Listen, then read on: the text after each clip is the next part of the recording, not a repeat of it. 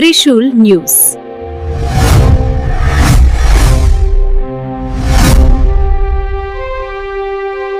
జై తెలంగాణ. అందరికీ నమస్కారం. మన రాష్ట్రంలో చూస్తున్నాం రోజు రోజుకి అన్ఎంప్లాయ్మెంట్ రేట్ పెరిగిపోవడము, యూత్ అందరు కూడా ఒక రకమైనటువంటి నిర్వేదంతోని, ఒక రకమైనటువంటి డిసప్పాయింట్మెంట్తోని ఎప్పుడు గవర్నమెంట్ జాబ్స్ వస్తాయి, ఎప్పుడు క్లారిటీగా మేము ఎగ్జామ్స్ రాయొచ్చు అనేటటువంటి ఆలోచనలో ఉన్నారు. పాపం చాలామంది ఎస్పెషలీ గ్రామాలలో ఉండేటటువంటి యువమిత్రులు అందరూ కూడా వారి వారి కుటుంబాలను వదిలేసి, తల్లిదండ్రులను వదిలేసి, ఆ చిన్నపాటి వ్యవసాయం మీద వచ్చేటటువంటి డబ్బు తీసుకొని వచ్చి హైదరాబాద్లలో, దిల్సుఖ్ నగర్లో, అశోక్ నగర్లో, కేపీహెచ్బిలో ఇట్లా ట్రైనింగ్ సెంటర్స్లో ఉంటూ కోచింగ్ తీసుకుంటూ వాళ్ళు ప్రయత్నం చేస్తూ ఉంటారు. ఈ యొక్క అంశం మనం గమనిస్తూనే వస్తున్నాం. తెలంగాణ రాష్ట్రం వచ్చినాక ఈ పరిస్థితి మారుతుంది అనుకొని అనేక మంది యువత అంతా కూడా తెలంగాణ ఉద్యమంలో చాలా బలంగా కొట్లాడినారు.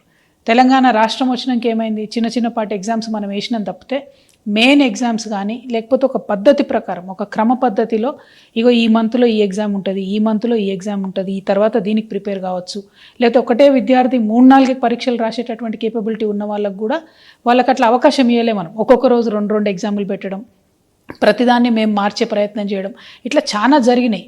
అయితే ఈ కన్ఫ్యూజన్ అంతా కూడా యువమిత్రులు ఆ కోపాన్ని అంతా, ఆవేదనంతా, ఆక్రోశాన్ని అంతా కూడా ఈ బీఆర్ఎస్ పోతే మన కాంగ్రెస్ వస్తే న్యాయం జరుగుతుందని చెప్పి బీఆర్ఎస్ను ఓడగొట్టిండ్రు. యువమిత్రులు ఊరూరు తిరిగి వాళ్ళ తల్లిదండ్రుల కాళ్ళు మొక్కి మరీ కాంగ్రెస్ కోటెప్పించారు. ఈ కాంగ్రెస్ వచ్చినాకనన్నా మరి జాబ్ క్యాలెండర్ వస్తుంది, ఏ నెలలో ఏ జాబ్ పడుతుంది అనే క్లారిటీ వస్తుందంటే అది కూడా లేదు. అయితే ఇక్కడ దారుణం ఏం జరిగిందంటే, బీఆర్ఎస్ ప్రభుత్వం ఉన్నప్పుడు స్టేట్ లెవెల్ పోస్టులలో కూడా ఏవైతే ఇంజనీర్ల పోస్టులు ఉంటాయో, సపరేట్గా ఎగ్జామ్ రాసి వాటికి క్వాలిఫై అయ్యాల్సిన పోస్టులు ఉంటాయో అట్లాంటి పోస్టులు కూడా జెన్కోలో మన బోయిన్పల్లి సరిత లాంటి వాళ్ళ కేసులో ప్లస్ ఇంకో 5-6 కేసులో మనం చూసినాం. దాదాపు 1,50,000 జీతానికి ప్రొవిజనల్ అనేటటువంటి ఒక చిన్న పదం అడ్డం పెట్టుకొని ఎటువంటి పరీక్షలు లేకుండా ఉద్యోగాలు ఇచ్చినటువంటి పరిస్థితి చూసినాం. అప్పుడు జరిగినటువంటి అన్యాయాన్ని తెలుసుకొని అందరం కూడా బాధపడ్డాం. ఆ తర్వాత జిల్లా స్థాయిలో కూడా ఆనాడు కూడా నిర్మల్లో అనేకమైనటువంటి అకృత్యాలు బయటకు వచ్చినాయి. ఆ పోస్టులన్నీ కూడా అమ్ముకున్నారు. 44 పోస్టులు దాదాపు 12 లక్షలు, 14 లక్షలు, 15 లక్షలకు అమ్ముకుంటే అది అందరూ కూడా జనం గగ్గోలు పెట్టి, యువమిత్రులంతా గగ్గోలు పెడితే అవి క్యాన్సిల్ అయినాయి. ఇప్పటికి కూడా పాపం అప్పుడెప్పుడో చేరినటువంటి వాళ్ళు, కాంట్రాక్ట్ పద్ధతిలో చేరినటువంటి వాళ్ళు నిర్మల్లో ఇంకా కొనసాగుతున్నారు. వాళ్ళే డబ్బులు ఇచ్చి ఉన్నారు, కానీ ఎటువంటి న్యాయం కూడా జరగలేదు. ఎందుకంటే అప్పుడు బీఆర్ఎస్లో ఉండి అన్యాయం చేసిన పెద్ద నాయకులంతా ఇప్పుడు కాంగ్రెస్లో వచ్చి చేరిండ్రు. సో ఈ పాలిటిక్స్ని దయచేసి యూత్ గమనించాలి. నేను ప్రభుత్వానికి హెచ్చరిక చేస్తూ ఉన్నా. నా దగ్గరికి చాలామంది యువమిత్రులు వచ్చిండ్రు. వారు భయపడుతున్నది ఏంటంటే, ఎట్లా అయితే బీఆర్ఎస్ గవర్నమెంట్లో రాష్ట్ర స్థాయి పోస్టులలో, జిల్లా స్థాయి పోస్టులలో అన్యాయం జరిగిందో, అది ట్రాన్స్కో కావచ్చు, జెన్కో కావచ్చు, ఇరిగేషన్ కావచ్చు, రెవెన్యూ కావచ్చు, అదేవిధంగా మున్సిపల్ కావచ్చు, ముఖ్యంగా మన ముఖ్యమంత్రి గారి శాఖ కావచ్చు, అన్ని జిల్లాలలో కూడా ఇప్పుడు కొన్ని పోస్టులు పడతా ఉన్నాయి. అవేంటి అంటే జూనియర్ అసిస్టెంట్లు, రికార్డ్ అసిస్టెంట్లు, ఆఫీస్ సబార్డినేట్ లాంటి ఇంకా అనేక పోస్టులు పడతా ఉన్నాయి. సో ఈ పోస్టులన్నీ కూడా ఎట్లాంటివి అంటే ఎస్సీ, ఎస్టీ, బీసీ బ్యాక్లాగ్ పోస్టులు, అంటే ఇదివరకు ఏవైతే నింపకుండా వదిలిపెట్టారో ఆ పోస్టులు, ఈ పోస్టులు అని.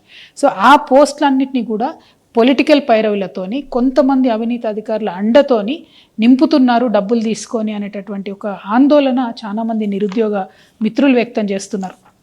నా దగ్గరకు వచ్చి కలిసిన వాళ్ళలో నిజామాబాద్ కావచ్చు, కామారెడ్డి కావచ్చు, మహబూబ్ నగర్ కావచ్చు, కరీంనగర్, నిర్మల్, ఆదిలాబాద్, వికారాబాద్, ఇట్లా అనేక జిల్లాల నుండి యూత్ అంతా వచ్చి కూడా మాట్లాడుతున్నటువంటి సందర్భం. సో నేను ఈ ప్రభుత్వానికి ఒకటే హెచ్చరిక చేస్తూ ఉన్నా. ఏవైతే ఇట్లా బీఆర్ఎస్ టైంలో అన్యాయం జరిగిందో, ఏదైతే పోస్టులు అమ్ముకున్నారనేటటువంటి ఆరోపణలు, అక్కడక్కడ రుజువైనటువంటి ఆరోపణలు ఉన్నాయో, ఏదైతే చిన్న జిల్లా స్థాయి పోస్టులు కూడా అమ్ముకున్నారో అదే పరిస్థితి మల్లయ్యల కాంగ్రెస్లో వచ్చేటట్టు కనబడతా ఉన్నది. దయచేసి కళ్ళు తెరవండి, అధికారులకు స్ట్రిక్ట్ వార్నింగ్ ఇవ్వండి. నేను జిల్లా కలెక్టర్లందరినీ కూడా రిక్వెస్ట్ చేస్తూ ఉన్నా, ఈ డిపార్ట్మెంట్లో జిల్లా స్థాయి పోస్టులన్నీ కూడా మీ కలెక్టర్ల పరిధిలోనే ఉంటాయి. ప్రాపర్ ట్రాన్స్పరెంట్ రిక్రూట్మెంట్ చేయండి. చాలామంది యంగ్స్టర్స్ ఆశలు పెట్టుకొని ఉన్నారు, ఈ జాబ్స్ మాకు వస్తాయి, మేము సెటిల్ అవుతాం లైఫ్లో అనే ఆశతో ఉన్నారు. పైగా యువమిత్రుల్ని, మెరిట్ ఉన్న వాళ్ళని మనం ప్రోత్సహించినట్టయితే మన రాష్ట్ర అభివృద్ధిలో కూడా మంచిగా పాల్గొంటారు. కాబట్టి కలెక్టర్లకు నేను రిక్వెస్ట్ చేస్తూ ఉన్నా, మీరు చూడండి. ఇంకొక మాట కూడా నేను చెప్తా ఉన్నా, ఇవాళ అధికార పార్టీలో ఉన్నటువంటి వాళ్ళకైనా, ఈ అక్రమాలకు అండగా నిలబడే అధికారులకైనా ఎప్పుడో ఒకసారి భగవంతుడి దయ వల్ల మాకు కూడా అవకాశం వస్తుంది. అప్పుడు మాత్రం ఇట్లా డబ్బులు ఇచ్చి మీరు చేసినటువంటి ఉద్యోగాలకు కఠినాతి కఠినంగా శిక్ష వేస్తాం. నేను మిగతా యువమిత్రులకు కూడా చెప్తున్నా, డబ్బులు ఇచ్చి అడ్డదారిలో ఉద్యోగాలు తెచ్చుకునే ప్రయత్నం చేస్తే అది ఎక్కువ కాలం నిలబడదు. పైగా మెరిట్ ఉండి మంచిగా ఉన్నటువంటి వాళ్ళకు అన్యాయం జరుగుతుంది. కాబట్టి మీరు కూడా కొంత ఎఫర్ట్ పెట్టి చదివే ప్రయత్నం చేయండి. ఉద్యోగాలు కొనకుండా ఉద్యోగాల కోసం ఫైట్ చేసి స్టడీ చేసి కొట్లాడి సాధించుకునే ప్రయత్నం చేయండి. మీకు అండగా జాగృతి నిలబడుతుంది.